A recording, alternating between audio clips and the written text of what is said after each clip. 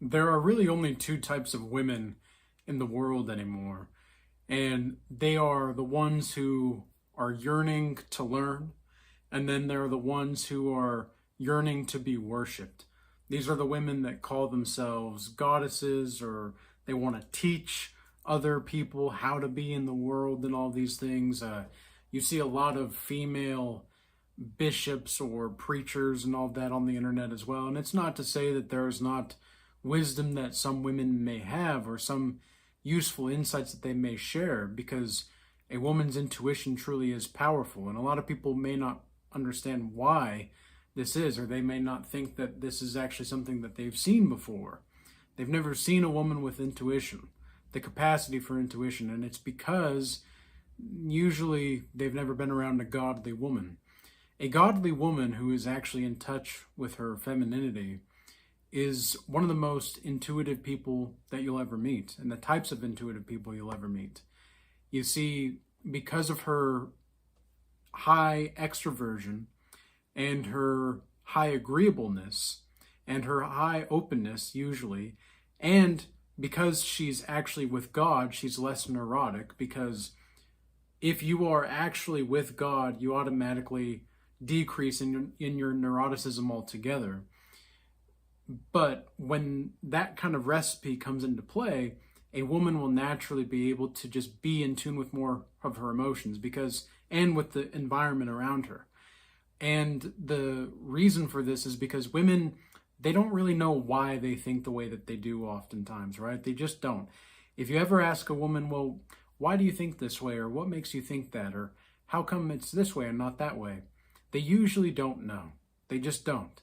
And that's why they actually are more intuitive, because they just feel into the environment that they're in. They're feeling into their situation or the relationships that they have. They just feel into it moment to moment. And it can be a strength, or it can be a very, very degrading weakness on their end as well. Well, so the women that want to have this yearning to learn, right? These are the women that are able to be fangirls of the men, or the man rather, hopefully not men, but the man that she is with. And the men in her life, maybe with the family, right, specifically. And ideally, the woman who actually fangirls over the man that she is in a relationship with, that's usually going to be a wife material type of woman.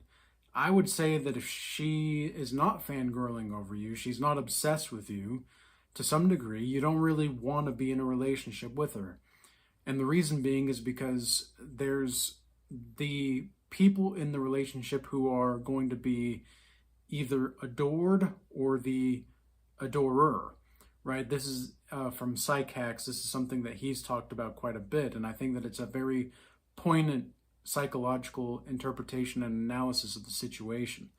Because in any kind of relationship, there's never going to be equality. It's just not going to be the case. And a woman who is actually following God, her capacity to have faith in Christ and to follow God is actually going to be a direct correlation with her ability to follow a man. And in fact, I don't think a woman can actually be faithful. I don't think she can actually be in her faith unless she is following Christ, because it is a woman's natural imperative to not be honest. It's not in her best interest to be honest or have integrity. It's just not. And there will be a lot of women or men that might be upset about this. And it's like, well, this is the freeing aspect of this life, okay? This is the freeing side of seeing just how life really works, and how people will talk about female nature and all that, and I don't really want to use those terms because those are just more like red pill terms, but I do understand where they're coming from, and I do see the point that they're making with female nature and such, because it is true, right? It is true, but ultimately we don't really care. Like, we godly men, we don't really care about that. We just need to know how to lead the woman, because if we know that we can either lead the woman or we can leave the woman. It allows us to really shape and mold the woman into the kind of version of her that she needs to be for us. Have you ever noticed that women that are not fangirling over you, they almost try to take control of your manhood, and they try to deflate your manhood just because they feel like it's their imperative to do so. They're entitled to it. And you see a lot of women that are just, they're not capable of just listening. I think the world would be a much better place if most women learned more how to listen and not how to talk. I understand that, again, women have useful things to say, and I'm trying to reach out to these women in the best way that I can without being derogatory. But I would genuinely say that, and genuinely I do believe that, if women knew how to listen more so than they knew how to speak, or they don't even know how to speak, if they just knew how to listen rather than wanting to talk and wanting to speak, they would be much better off. They really would. Because women, again, they just don't have the capacity to know why they're doing their things that they're doing. They don't, it's just a hindrance for them. They literally cannot, most of the time. This is not true for all women, and I can hear the women now like, well, that's not true. Okay, well then why is it not true? For the men out there, or even the women that are actually aware of this, you'll know what I did there. But it's just kind of crazy to see how the threshold for women's capacity to truly be in Christ and to follow God is going to be correlated with her ability to follow a man and his lead. But it's also incumbent upon the man to be able to lead properly. It's incumbent upon the man to be his most best version of himself. And it's really not that hard to lead. It's really not. And I used to think that it was, because I used to be a beta at one point in time. And I would still say to some degree now, I have beta tendencies, but I'm an alpha male at this point. And the reason that I have beta tendencies is because my mind still goes to, and I think it'll always be this case, my mind still, its first trained instinct is to, because it's not actually an instinct, it's more like a response. Not even a response, it's a reaction. And it takes some stoic mindfulness to just be able to redirect it. Because for so long, for literally decades, I was taught that I need to effectively bend the knee to the eternal image of the feminine. And if I don't do that, then I'm going to be cast aside. I'm going to be outlawed. I'm going to be this. I'm going to be that. I'm not going to have a job. I'm not going to have this. I'm not going to be able to have the education I want.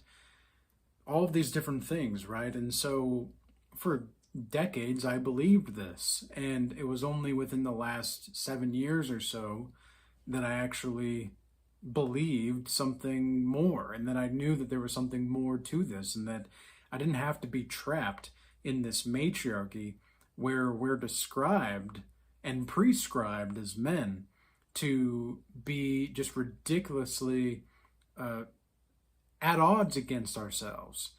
And so our nervous system has been trained to go against these instincts and imperatives biologically and psychophysiologically. And it seems to me that as men, we are slowly beginning to realize just how matriarchal this society really is. I mean, everywhere you look, it favors women. And everywhere you look, it favors the natural tendency of a woman to deceive and to exploit for resources, and it punishes a man for his virtues. This is the society that we live in, and women have done an excellent job at the psychology warfare and the spiritual warfare to get to this point, because women only attain their power through men. And if you don't believe me, look at the Bible and look at the world. If you don't even follow Christ, look at the world in which the way the world works. Women only get their power because men offer it to them. And even in Proverbs, it says not to give your strength unto a woman. And so, what does this have to do with the fangirl thing? Well, because you won't know that a woman is even fangirling over you unless you're able to realize these truths. It's just the case that you won't. And again, there's no need to be black-pilled about it or to be upset about it or to be any kind of way about it other than to just accept it. And when you accept it, well, what does it mean to really accept it, right? Because maybe the semantics here might be going over people's heads. What does it mean to accept the female nature, right? It means that, well, now you know how the system of women works, because women are kind of like a system. They do have a hive mind. Have you ever noticed that? I mean, it's very peculiar, isn't it? Because sometimes women in the past, I've had women who they don't really find me attractive at first, but then they find out that their friend likes me. Well, now all of a sudden I'm likable to that person that really didn't like me. And I don't really care, but all of a sudden this is what happens. And so my nonchalantness is now increased. And this is something, maybe I'll make another video about this, but it seems to me like also with women, nonchalantness of emotion is a luxury that's expressed because women really are naturally drawn to that nonchalantness. But it's not because you're trying to be, it's just because you are nonchalant and you are just calm, cool, and collected. And you know how to be sociable. But I also think you need to know how to tell a woman to listen and to be quiet and to really look, if you want to be here, this is the way that it's going to be. You don't have to be here, but if you're going to, this is what's going to happen. You see, women, they want the freedom to choose, but they also want you as the man to choose the way for them, okay? And they want you as a man to lead the way, but also, again, give them that freedom of choice. Give them the option, but also be a loving authoritarian about it. And they don't have to be there, of course, right? Give them that option to be there or not. But they also, they need to be guided, and they will follow you. And if you're a good leader, they will follow you. They will help you expand what you're building and what you're striving for in this life.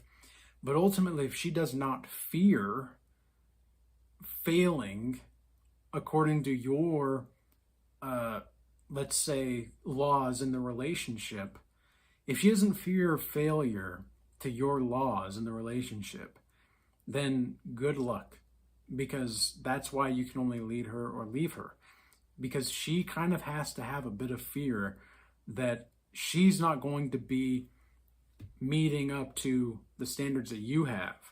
And you notice how women shame a lot of men. This is what Kevin Samuels calls the sign language, right? Shame, insult, guilt, and the need to be right.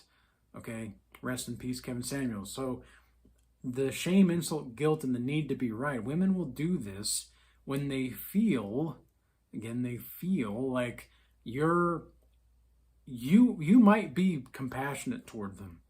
You might be rejecting them in a nice way, and that's going to make them hate you even more, because they need you to be the dark a-hole that is, they need you to be that, because if you're nice about it, that means they're the problem. And they don't want to, a lot of times, women don't want to do that. Again, this comes back to their nature is not honesty. Okay, their nature is built on deceit. And literally, if you don't believe me, also look at the Adam and Eve story. I mean, the book of Genesis is right there. Women are naturally drawn toward the deceitful.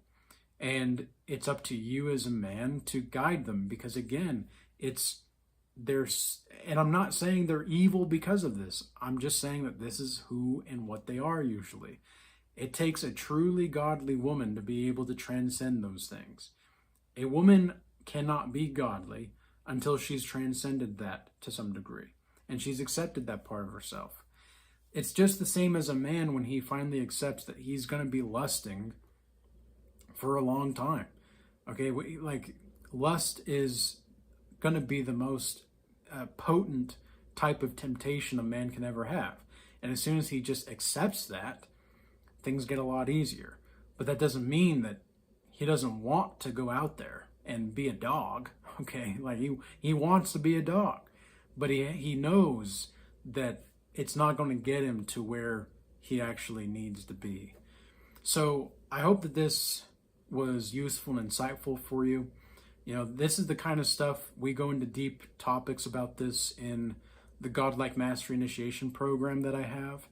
And if you're interested in, pursuing that, this is not for people that, they just want to have a good time. No, this is going to be a commitment, and this is going to be like a 3-month commitment where people with the financial resources as well as the time for their resource to be able to put into this kind of a thing and to make that transformation overall. And especially if you're dealing with stuff in your relationships and you want to be going full-fledged into the relationship, okay, that's going to be the type of thing for you. Otherwise, you can join, if you're looking for the community, you can join the community for free. There's a link in the description box below for that. But if you do want to join the calls or the classes in the community, that's where you're going to have to pay. And we have that paywall because we want to be sure to give respect to the people that are actually wanting, they want to be there. They really want to be there. They're not just there to see what's up. No, they want to be there. And otherwise, again, one-on-one sessions I do as well, but I'm focusing more on the Godlike Mastery Initiation program and the community at this time. So I hope everybody stays blessed. Peace. Until next time.